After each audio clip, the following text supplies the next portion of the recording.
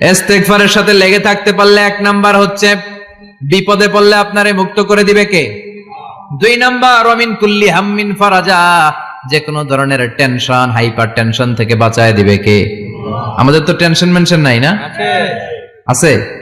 Life নিয়ে tension, বাঁচার tension, মরার টেনশন, ক্যারিয়ারের টেনশন, রাস্তাঘাটে যানজট এটার টেনশন, পুলিশের দৌড়ানি, র্যাবের দৌড়ানি, বাড়ির ভাড়া, গ্যাস বিল, বিদ্যুৎ বিল, ছেলে মেয়েদের লেখাপড়া, কত টেনশন।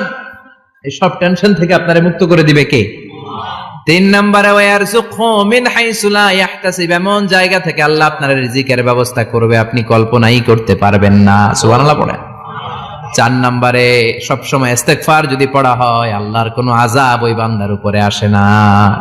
ওমা কানাল্লাহু মুআযযিবাহুম ওয়া হুম ইস্তাগফিরুন,